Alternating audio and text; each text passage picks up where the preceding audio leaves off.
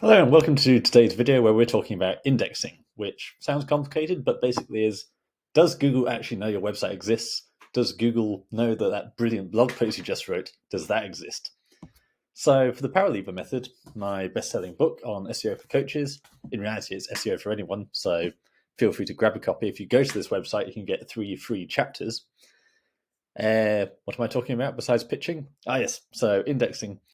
I've got some basic content on this website where I'm trying to get my book in front of more coaches. Therefore, I'm asking all these questions, or answering all these questions about how to start a coaching business, coach marketing, all these sort of things, hyper-targeted to my target audience of 6-figure coaches. Now, not putting a lot of effort into it. It's not really my main channel, my main priority. I've got affiliate websites that are much more of a priority than this. So for the time being, it's just basic AI content. This is how I recommend everyone starts out. You can use a tool like autoblogging.ai if you wish. There's a link below, and you can also see my review where I've basically got case studies of autoblogging AI content ranking.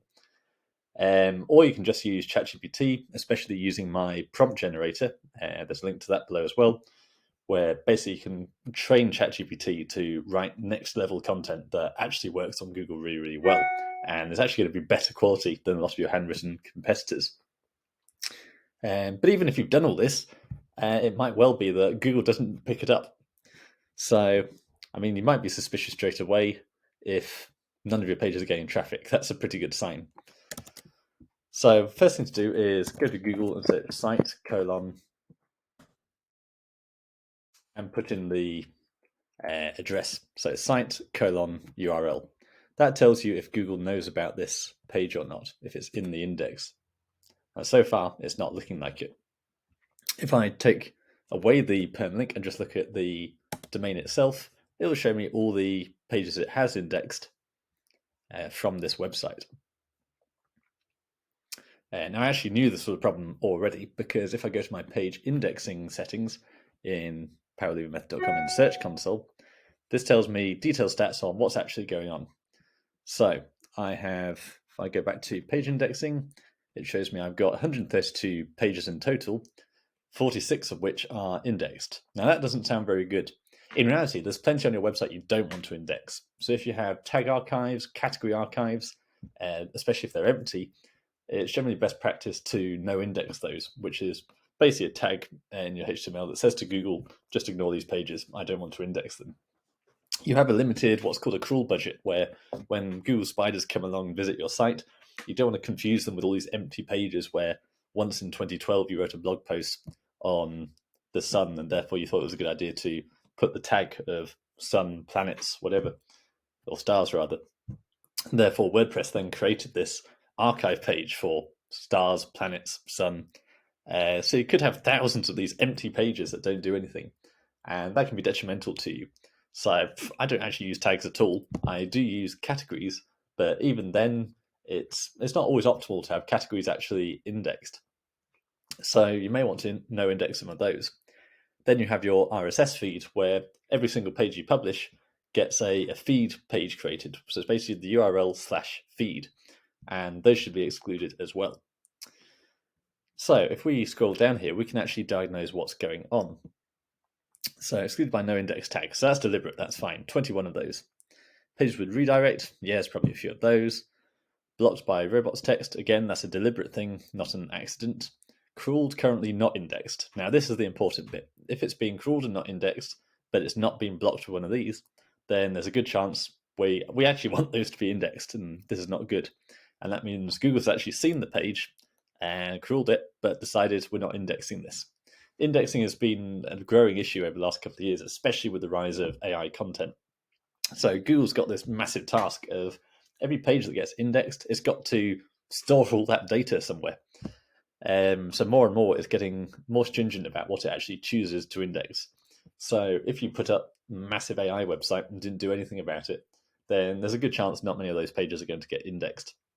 Because why should Google waste its resources doing that? Google's responsibility is, as a user experience company, to be the best search engine in the world so that more people click on the ads it serves. So if it's indexing all these empty pages that are going to have terrible user experience, then it doesn't serve that purpose. So enough waffle, let's have a look. Crawled, currently not indexed.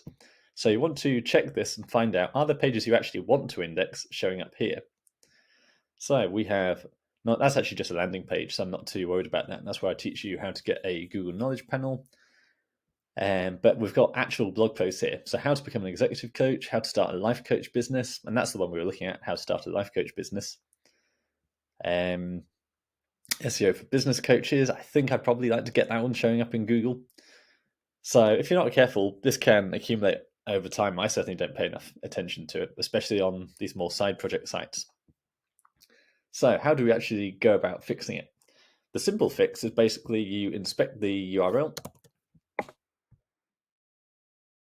and it'll again tell you that it's been crawled, not indexed.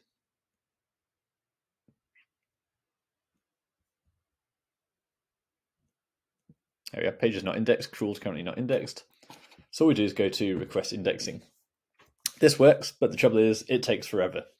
And especially if you're using AI, you can see I've already probably got about 10 of these URLs to go through, and I don't really want to sit around wasting my time doing this. So some people will actually make an effort where every time they publish a blog post, they'll come to Search Console and manually make sure it's being indexed like this. Now, don't forget there's a time delay here. It does take a few weeks for Google to naturally pick up your content, but it's recommended that you actually index it manually early on, because as we know, SEO content improves over time. The older your content is, the better generally. So if it's going to take Google 2 months to actually discover your page, it's then going to take even longer for that aging process. So especially in my agency, we actually do content for free for our clients. And the whole point of that is basically in month 1, you get all your content done for you. And then that starts that timer right away. So we get it published, we get it indexed. And that way, 3 to 6 months in, you get this massive traffic spike. Whereas if you're a normal blogger doing a couple of posts a week and these aren't even being indexed, then it's going to be a very long time before you actually get any progress there. So indexing requested. But this is the slow way of doing it. So there's a couple of issues here with the site because I have neglected it. But so for a start, people obsess over sitemaps. I don't worry about it too much, but generally it is a good idea. Now, it's quite complicated, the idea of creating a sitemap, but thankfully there's plugins that do it for you. So Yoast will do it, Rank Math will do it. So I actually install Rank Math by default on every website I launch. I've launched something like 30 websites this year, and we have a standard pack of WordPress plugins that goes live with every one of those builds. I'm going to do a separate video on that. It's been a popular request. What plugin should you actually start your website with? So Rank Math is on all my sites, but I never actually go through and connect my account, which means it's not actually doing anything. So let's do that now for this particular domain. Right, now we're in. Honestly, I just use the free version on all my sites. I've never actually had a need to upgrade to Pro, but we do want advanced. So we start the wizard. Personal blog, that's fine. Website name, make sure that's correct, not my blog, which is often the standard installation. Yeah, ideally you want to do all these, but no time for that today. Now you want to connect Google Service, which includes Search Console. Now you can see here, it will automatically submit sitemaps to Google Search Console. So do I do that now? Yeah, I might as well do that now.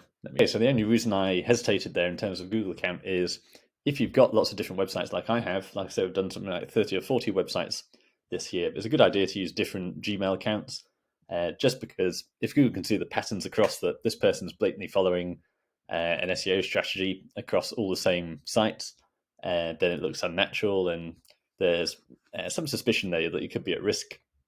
Similarly, if one does get penalized, then potentially others could be affected. So if you've only got 1 or 2 sites, it's not a problem. But for those of us building big portfolios, we just think it's a good best practice just to separate those out. So we've found the domain in Search Console. It'll also set up analytics for you. In this site, I just haven't bothered. So I say I've launched all these websites. In reality, how many of those am I actually paying attention to? Not that many. You can even do AdSense if you've got the Pro version.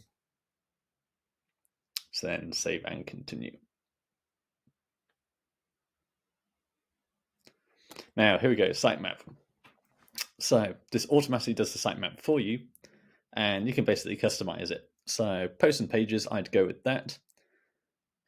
Categories, I think in this case I will index categories, but like I say, tag archives, things like that. Basically, you don't want any thin pages, any pages of empty content. So if you've got an existing website and you've been using all these tags, bear in mind that, like I say, if you're on a post and you've got this idea that we should throw in 10 tags with every post because it's more keywords, whatever, in reality, you're then creating 10 pages that are empty for each of those tag archives. So make sure to no index those and not include them in the sitemap. But posts and pages I'm happy with. So that's all good. And here we go. No index, empty category and tag archives. So like I say, if it's a full archive, I don't mind. But if they're empty, then this will automatically no index them. You can also no follow external links, which is basically if you link out to another website, do you want to give the power and credit to that website? So some people believe there's a benefit in doing that. I don't think there's a huge benefit, but you can take a pick there. Open external links in a new tab window. Yep, that's great because you want to increase your dwell time on the page. So if someone clicks the link and it opens in a separate tab, then Google's going to see they've not clicked the back button. They've hung around on your website for a decent amount of time, and therefore you'll rank higher. And it's as simple as that. Now, if we go to the rank math settings, we should be able to see that sitemap URL. So if we return to dashboard, and it's easy to forget you've got all these extra settings with rank math. Again, most of them I don't use, to be honest. I do like the redirection ones. I normally enable that. It just means that, so you'll probably see below if I've got any of my links, I'll put them through a redirect. So you can use a tool like Thirsty Affiliates, which basically turns a long, ugly affiliate link into a nice lifeinsuranceformums.com/go whatever. But you can actually do it yourself just using a redirect. So even my own birthday invitations, I used an app for the RSVPs, and basically I took my personal brand, stuartvickers.com, and created a redirect on that site, so that instead of this long, ugly invitation URL for the RSVP, it was just stuartvickers.com/ and a few letters. So schema we want, and sitemap. So if we go to settings, now this is the sitemap. So it's simple as that, /sitemap_index.xml.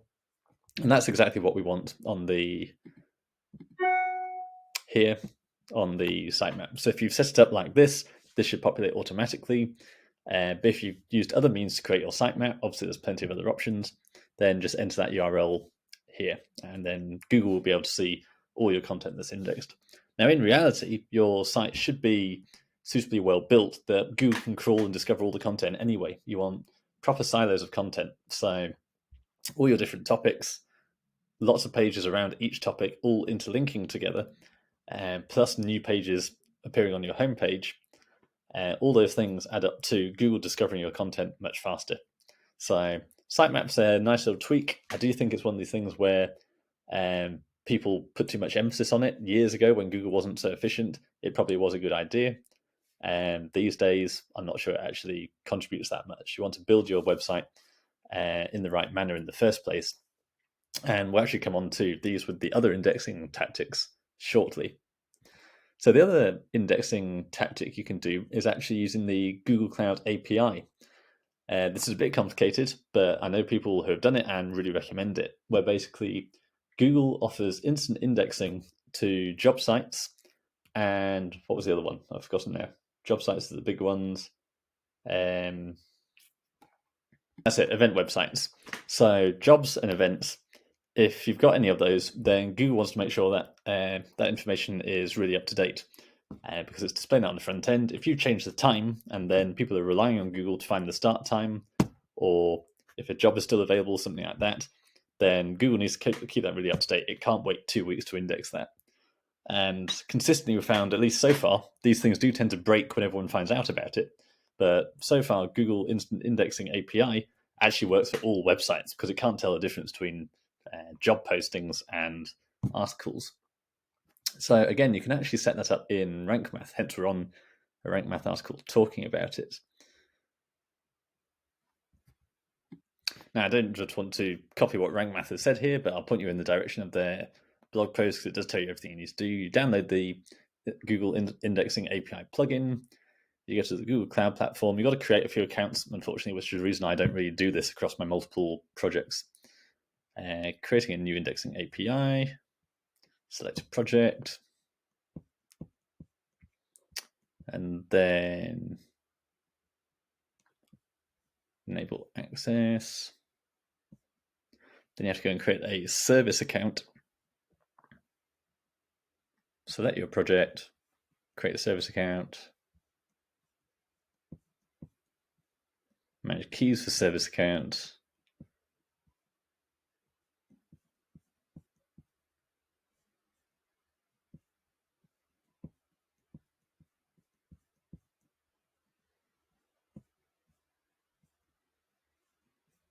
So you get the idea. This is just following the steps. None of this is actually that complicated. So it creates the API key for you. And then just navigate to Rank Math Instant Indexing settings.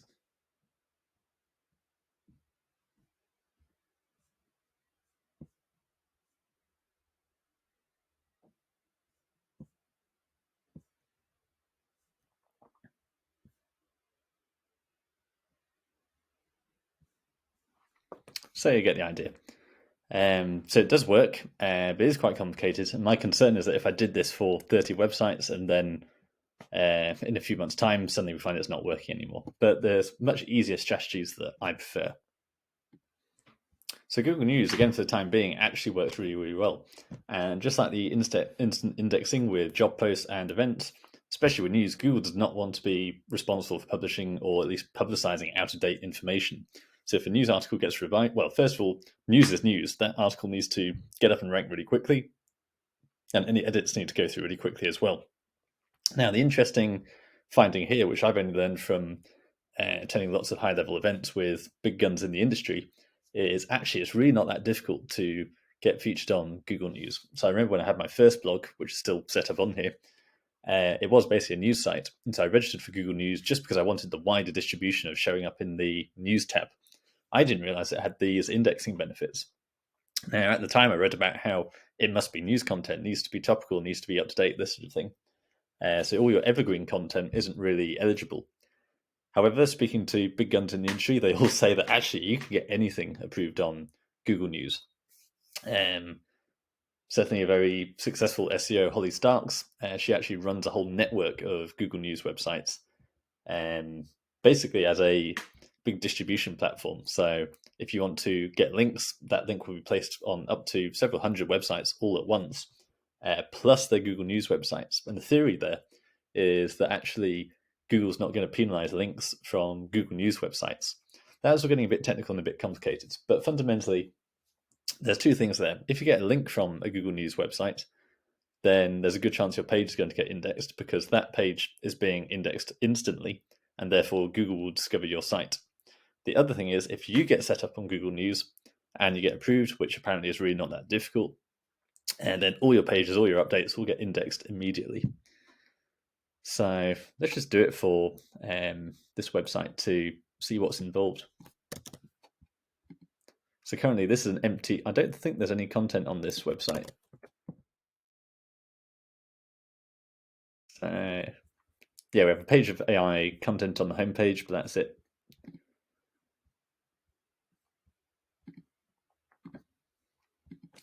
So put the URL in there. Life insurance for mums. Okay.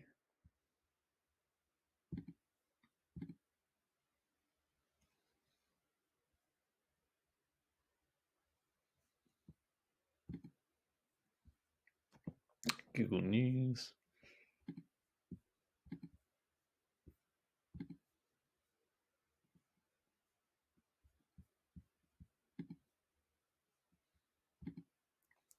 So you can just add your RSS feed there.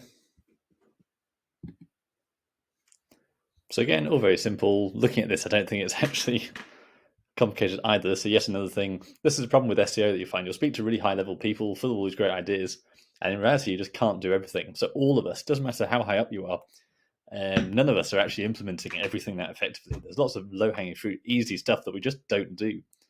When all the AIs first came out, I was thinking that everyone would be piling in, doing these mass AI content websites, programmatic. And what I found from events this year, talking to people, is basically I was the only person doing it. I was knocking out these 500, 1,000 page websites, as I explained in my autoblogging AI case study. And everyone said, "Oh, that's great. I've been wanting to do something like that, but I'm not doing it yet." So lots of simple stuff out there. And indexing is one of them. We all overlook it, but it is really important. So that's Google News. Now, another, probably the easiest method of indexing is actually, they're just third-party indexes. Now, again, these are prone to breaking. So one's called SinBite. I don't actually use that one myself. I can't remember how it's spelled. That's the one. So lots of people recommend this one. Most of the really elite SEO tools, they don't advertise very well. They're not designed very well, but that's normally a sign that they work really, really well. What I use is called Omega Indexer. Now, this is mainly made for actually indexing links. So with my link building agency, if you're going out and getting links to your website, Google might well not be seeing those links, because if you've gone onto an old news article from 2 years ago and got them to place a link for you, like we do for my clients, and these are always really good quality links, but Google's probably not visiting that page anytime soon. So it's really important when you're building these links, once you've actually got the link, that you make sure that gets indexed. And you can't do that with any of these systems I've already run you through, because these will apply to your website. So you can't go to Google Search Console and upload another website's page to make sure your link gets indexed. Nor can you register it with Google News, things like that. So you need to use a third-party service. And Omega is one that actually works.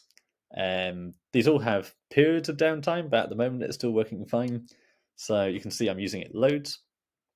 And this mainly is used for getting links indexed, but personally I actually use it to get my main pages indexed as well.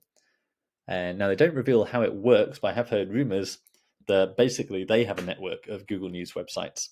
And this is how a lot of indexing services work, where they will just link to you from a Google News website, and it actually monitors when the Google crawler actually visits your site. Now, I've had to obscure the details of this particular client site, but it actually monitors when the Google bot actually visits that page, and therefore acknowledges when it gets indexed. And you just get this notification at the top. Links appear on the search engine results within 7 to 15 days. So Omega is actually really effective. Again, there's a link below so you can find it. Like I say, most of these tools don't advertise very well, so it can be quite hard to find. But Omega really does work. So I use it in two ways. So if I'm publishing content, especially if I'm doing mass autoblogging AI content, then I'll use Instant Data Scraper. I run through this in my tutorial, actually. We download the whole list of all the blog posts we published and just bulk upload those to Omega, and they'll just go through and index each of those. But importantly, if you're building links, so all my clients for the link building agency, a lot of agencies won't bother to get links indexed. So the client isn't actually getting the benefit of those links, even if they're good links. Whereas we're really proud of the links we build. So we make sure when we go out there and secure these links, we make sure every single one of those actually gets indexed and acknowledged with Google. Now, one final thing I should say is that while getting your content indexed is important, you also obviously want it to stay in the index. And it is possible for pages to drop out. So there's various ways you can do that. The first is making sure your site is well structured, and that includes internal linking. So again, this is a service we provide for my clients, where not only do we do the content, we upload it for you, but we also do all the internal linking for you. So every blog post should link out to 3 or 4 related blog posts within the same subcategory. This is called content clustering, or there's all sorts of terms for it. It's content siloing. The idea is that Google rewards expertise and authority. So if you've got 20 to 50 pages on a subject, you're more of an authority than someone who has 2. So what you want to be is basically the Wikipedia for that niche, where you have all these pages together in the category, and you want them to interlink to each other. So if you've got one website that's got all sorts of different categories, so if you're a construction business and you might have a section on plumbing, roof repairs, plastering, and there's all those questions out there about plastering. So plastering services near me, different locations, how to do plastering. That's all one category, and you want them to link together, but you don't want them to link to the roofing page because otherwise it all gets confused. And Google, remember, it's just a machine, so it likes to see these organized clusters of content, basically. So that's one way you can stay in the index. You need to make sure, basically, think about giving attention to these pages. If you published a blog post, dumped it on your site and left it, Google can see it's not a very important blog post. If it goes onto the homepage, then you can see that it's more important. They do eventually drop off the homepage normally if you've got a carousel of your recent posts. But equally, if there's no internal links to it, then why should Google put any focus on it? And also you want external links from other websites. So by doing link building, you can force pages to stay in the index better. Because of course, if you've got this is how Google works. If you've got other pages across the internet on all these websites, especially powerful news websites, and they're linking to this page, even if this is just one little page buried amongst your website, if it's got all these major links pointing at it, then that's going to stay in the index because Google can see it's got power, it's a priority, it's important. So that's always what Google is looking for. So don't publish thin, low-quality content, dump it on your site, don't link to it, and expect miracles. It's not going to stay in the index. But if your site is well organized and every page has lots of internal links pointing at it, and then you're building external links to it as well from other websites, then Google knows this is a good page. It should stay in the search results because it has value. It's being linked to. It is in the spotlight. So that's a really important step. So let's recap. For indexing, just when you're starting off, using the manual upload with Search Console where you go through page by page, that's totally fine. So if you've only done 5 blog posts, go in, use the inspect tool up here, and make sure they're all indexed. If they're not, hit request indexing. It used to be the indexing was really quite fast within a couple of hours. So you could actually use it to actually refresh the index for existing pages. So what do I mean by that? If I have a page that's ranking and it's at number 6, but I reckon I can improve it, and I go in and I make a few tweaks, then I could request indexing and then come back in a couple of hours and I'd see it had moved up to number 4. I remember writing blog posts actually for an insurance company where I wrote the blog post, got it indexed in Google with this, and I came back in a couple of hours and instantly it was at number 3, and that's when I knew I had succeeded. These days, like I say, the indexing is much slower, it's much more unreliable. There have been huge issues with it, so you need to use a lot of these more brute force tactics. So definitely recommend a tool like Omega. Make sure you're using the sitemap, obviously, but again, you're still kind of relying on Google not being slow. You can build links to your content. You can register for Google News. I'm told that still works. I don't think it'll work forever. And same with the Google Cloud API. That's meant to be really powerful, but it does take a bit of extra work, and it's not guaranteed to work forever. So I would say publish good content. That's rule number 1. Get your internal links sorted so they're all good. Get some external links into the site so that even if you've got a small service business and you've got 5 to 10 pages, then if you can just get some external links from across the internet from really good quality websites, like what we do in my link building agency, we do a minimum DR of 30 and a minimum traffic of 1,000. So really good quality websites that Google likes. If you get a few of those pointing at your website, then all your pages are going to stick. That's not going to be a problem. They're not going to fall out of the index. But if you are doing massive authority sites, especially if you're using mass AI content like autoblogging AI, then you are going to want to look at either a tool like the Instant Indexing API, registering for Google News, or a third-party service like Omega Indexer. And if you are, or SinBite, that was another one. But if you are building external links, then make sure you are actually getting those indexed. So again, you want a third-party tool like Omega or SinBite. Otherwise, Google's not going to see you built these valuable links to your site. So that's all from me. If you've got any comments, let me know in the below. Questions are always valuable. I do still try and respond to each and every one. This has been quite complicated. I'm sure you have questions.